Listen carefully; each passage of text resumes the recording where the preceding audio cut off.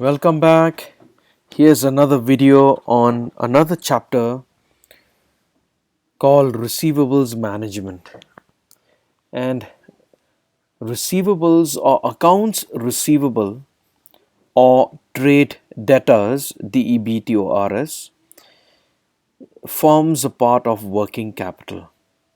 And so receivables management is also a part of working capital management. And this is an important component of working capital that deals with trade credit. Now, what is accounts receivables?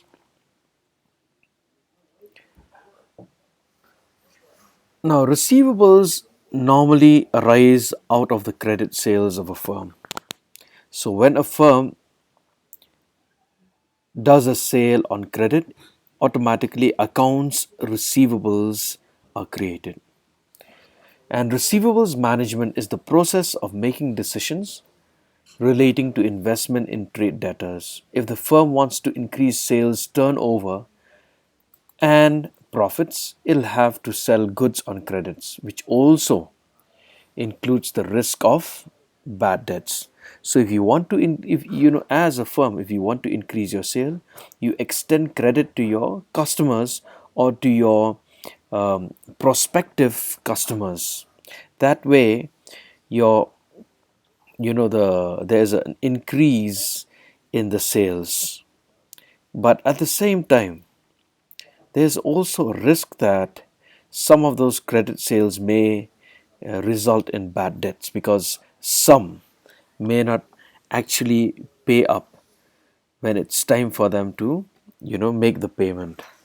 So there are some risk involved, and the objective of receivables management is to promote sales and profits until that point is reached where the return on investment in further funding of receivables is less than the cost of funds raised to finance that additional credit. Now you need to understand that there is, even though you want to increase your sales and thereby you extend credit to the customers.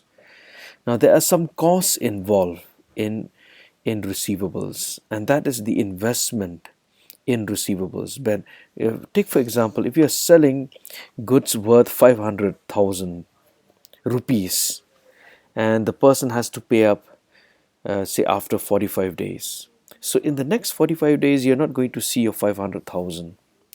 So there is an investment in that accounts receivables. There is locked up capital, but at the same time you are indirectly incurring an opportunity cost, because for the next 45 days if you're not going to see your 500,000 rupees or 5 lakhs rupees, then what will happen is you're actually incurring an opportunity cost.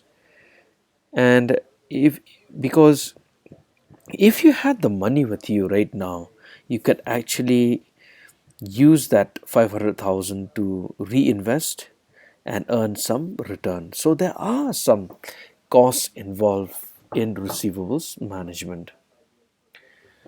Now, what are the costs of maintaining receivables, accounts receivables? The firm incurs the following costs on maintaining receivables. The first one is cost of financing receivables. When goods and services are provided on credit, then firm's capital is allowed to be used by the customer. So there's a locked up capital. The receivables are financed from the funds supplied by shareholders for long-term financing and through retained earnings. Now, this is for a private equity or public equity firm. The firm incurs some cost for collecting funds which finance receivables. There's also delinquency costs where you have to send letters of reminders, okay, or sometimes you have to send legal notice to those customers who are not paying up on time. So there's something also which is known as delinquency costs. So the cost of collection is there, all right. You'll have to again send reminders to customers so that they make early payments, all right. And also sometimes the collection cost could be in the form of or a cash discount that you provide to them. So that cash discount is also a cost for you, right? You want customers to pay early, so to induce the early payment by customers, you sometimes provide an additional cash discount, which is a cost for your firm. And then you have bad debts. Some customers may fail to pay up. All right. So there's nothing that you can do unless you serve them a legal notice. But then again, you'll be spending money on when you go to court. You'll be spending money. But what are the benefits? Well, the benefits is nothing but increased sales. So when firms extend trade credit, that is invest in receivables, they intend to increase the sales. The sales can be further increased by liberalizing the credit terms. We will talk about this a little later. Now, this will attract more customers to the firm, resulting in higher sales and growth of the firm. Another benefit is you attract new customers by granting credit. All right, because you know there you may have prospective customers who would want to buy something from you, and if you do extend credit to those prospective customers, you know there's a high probability that those prospective customers will now become your customers. And the third one is sales retention. Now, a firm may extend credit to protect its current sales against emerging competition. So if you have competitors who are selling the similar products and goods as your business firm, then one way of retaining your existing customers is by extending credit. And every firm maintains something which is known as credit policy. All right. Now, the credit policy of a firm provides the framework to determine whether or not to extend credit to a customer. All right. In fact, you'll be categorizing your customers into customers who are, for let's say A category customers who they're going to pay up for sure. But you have B categories customers who are a little doubtful. Let's say they pay up, but then they usually pay up late. And then you have the C category, and then the D category, the customers who are bound to default in payment. So you have to decide. So you need to have a policy whether you're going to whether you're going to grant credit to your to a customer or not, and how much credit are you going to extend. You may extend credit, let's say full credit, without any limits to A category customers. To B category customers, maybe up to a certain limit. Say C categories, D category customers, again, you may extend very little credit or no credit at all. So you have to categorize those customers also. And the credit policy of a firm has the following dimensions: credit standards, credit period, cash discount, collection period, or collection effort. Now, let me briefly talk about credit standards, credit period, cash discount, and collection effort. Now, what is credit standards? Credit standards is when you may have a liberal or a stringent credit policy. If you have a liberal credit standard, then it'll result in more sales automatically, obviously. But if you have a stringent, a more stricter credit standard, then it may result in poor sales. And then you have credit period. Now the average collection period may be shorter or may be longer. If you extend a longer credit period, you may attract more sales, more customers. If you have a shorter credit period, you may not attract as many customers. And same thing with cash discount. You may give a cash discount liberal, a high cash discount, or you may not give a cash discount at all. And there are various terms under which you extend discount to your customers as well. Customers who buy in bulk, or customers who buy in piecemeal, or customers who buy beyond a certain quantity, and so on. And then the collection effort also, Okay, spending more money on your collection effort obviously will result in faster collection of your trade debtors. Okay, they will pay up if you spend money on your collection effort. Now, after looking at all these things, let us look at one illustrative problem that deals with credit standards. I will, eventually I will put up more videos on, problems that deals with credit period, that deals with cash discount and so on. But for now, let's look at one illustrative problem that deals with credit standards. And here is the problem. A firm is currently selling a product at 10 rupees per unit. The most recent annual sales, all credit, were 30,000 units. The variable cost per unit is rupees 6 and the average cost per unit given a sales volume of 30,000 units is 8. The total fixed cost is 60,000 and the average collection period may be assumed to be 30 days. Now, the firm is contemplating a relaxation of credit standards that is expected to result in a 15% increase in unit sales. The average collection period would increase to 45 days with no change in bad debt expenses. It is also expected that increased sales will result in additional net working capital to the extent of rupees 10,000. The increase in collection expenses may be assumed to be negligible. The required return on investment is 15%. So, the question is, should the firm relax the credit standards or not? Now, if you relax the credit standards, obviously sales will go up. But then the the average investment in receivables will also go up. Your average collection period will go up from 30 days to 45 days. So automatically there will be an increase in the average investment in accounts receivable, which is a cost for you because you are incurring an opportunity cost, like I've mentioned earlier. All right, but at the same time, if you relax your credit standards, your sales will go up by 15%. Okay, so 15% on 30,000. Right now, your existing sales is how much? 30,000, right?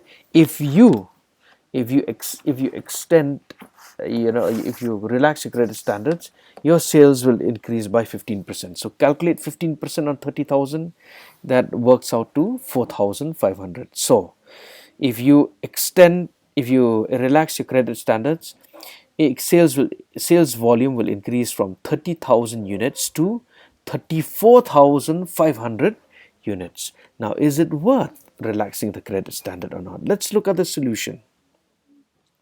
The solution.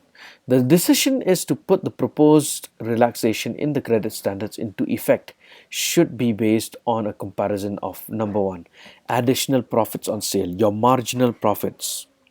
Okay, now that your sales is going to increase from 30,000 units to 34,500 units, what is the marginal profit? And you have to compare the marginal profit with the cost. And what is that cost? The cost of the incremental investment in receivables.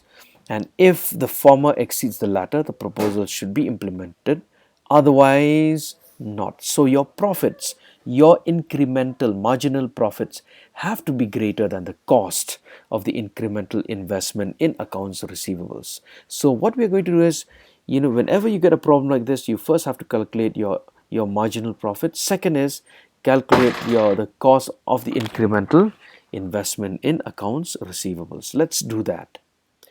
Number one, the profit on incremental sales, your marginal profits. All right.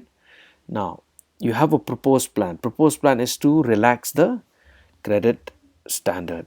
And under the proposed plan, your sales will increase by 15% to 34,500 units. So the sales revenue will be 34,500 units times 10 rupees per unit. The sales revenue will be 3,45,000. Less cost, you have variable cost. Variable cost is 34,500 into 6 per unit. See, This is the variable cost. The variable cost per unit is 6 rupees. All right. So 34,500 into 6, and it comes to 2,07,000. But there, apart from variable cost, you also have fixed cost. See, fixed cost is 60,000, so minus fixed cost also. So finally your profit from sales is 78,000. Now this is the sales from the proposed plan. Now you also have to show the sales, profit from sales, from the present plan or the current plan. All right, the current plan. So the sales revenue under the current plan, right now you currently selling 30,000 units. 30,000 into 10 is 3 lakhs, minus variable costs is 30,000. By the way, that is 30,000, not 3,000. Okay, 30,000 into 6 per unit is 1 lakh 80, minus fixed costs. Now fixed costs, whether your sales volume increases or decreases, remember fixed operating cost remains the same, so at 60,000. And so what is your profit from sales? It is 60,000. All right, and then the marginal profits with the new proposed plan is 78,000 minus 60,000, you get 18,000. So this is your marginal profit. So you've calculated your marginal profit. Now compare your marginal profit with the cost, or of incremental investment in accounts receivable. Now let us calculate the cost. Next step. Now the cost of marginal or incremental investment in accounts receivable. Number one is you have to show the turnover of accounts receivable. Okay. Now turnover accounts receivable is calculated as number of days in the year divided by average collection period. Under the current plan or present plan, okay, number of days in a year, since it's not mentioned in the problem anywhere, for simplicity's sake, take a year as 360 days. All right, you can take 365 also, no problem. But for simplicity's sake, take 360 days divided by the average collection period. Now, under the present plan, see, the average collection period is 30 days. All right. So 360 divided by 30 is equal to 12. Now, this is under the present plan. And under the proposed plan, it'll be what? Again, number of days in the year divided by average collection period. 360 divided by 45. Because when you relax your credit standard, what your average collection period is going to increase to 45 days. So 360 divided by 45 equal to 8. So now we are done with turnover. The second one is we have to find out what is the total cost of sales, cost of goods sold. Let us find out what is the total cost of sale for the present plan.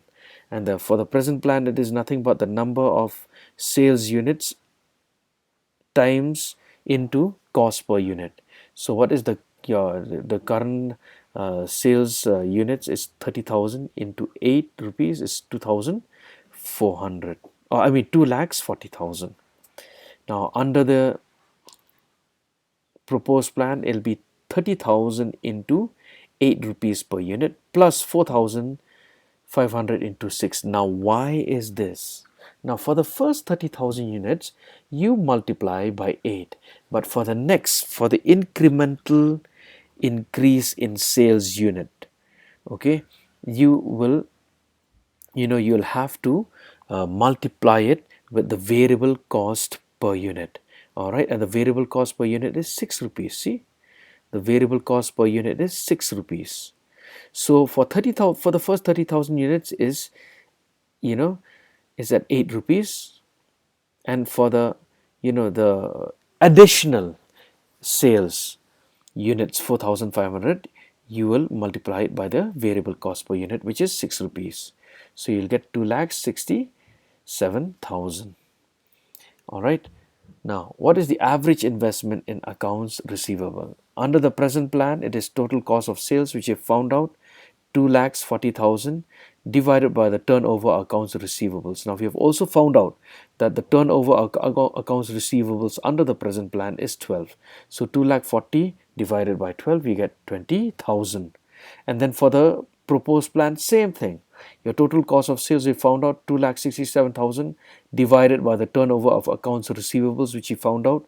Remember, 360 divided by 45, you get 8. So now you have 33,000 375. This is your average investment in accounts receivable. This is not your cost. Now your cost is what? Your cost is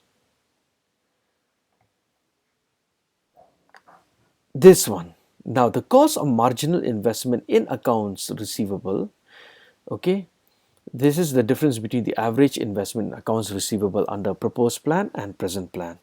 All right, so the average investment with proposed plan that we have found out, see in the previous one, we have found out proposed plan is 33,375 and under the current plan it is 20,000. So the difference, you'll get the cost of marginal investment, okay, which is 13,375. Now there is also something which is known as, the required rate of the required return on investment of 15%. Now this is on opportunity cost.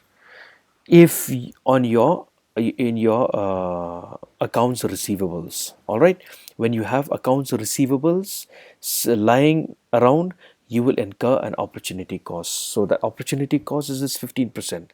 So marginal investment represent the amount of additional funds required to finance incremental accounts receivable if the proposal to relax the credit standards is implemented. The additional cost of rupees 13,375 is the cost of marginal investment in accounts receivable. Given a 15% as required rate of return, the cost is 13,375 into 15%, you'll get 2,006.25. Now, so this is the cost of opportunity on your accounts receivables. Now, this is not the only cost. You also have another cost. You see, now another cost is your additional net working capital. That if you relax your credit standards, you will incur an additional net working capital of 10,000. So that also you have to take into account. All right. All right. So the cost of working capital is 10,000 into again 15%, which is 1,500. So now you have these two costs. You have these two costs of 2006.25 and 1,500. Compare these two costs with the marginal profit and see which one outweighs, okay, the other. Now, in the above illustration, since the additional profits on increased sales as a relaxed credit standards, 18,000 is considerably more than the cost of incremental investment in accounts receivable, that is 2006.25, and working capital 1,500. The firm should relax its credit standards. Such an action would lead to an overall increase in the profits of the firm by 14,493.75. How did you get that? Your marginal profits 18,000 minus your cost of investment in accounts receivables 2006.25 minus, okay, cost on working capital 1,500.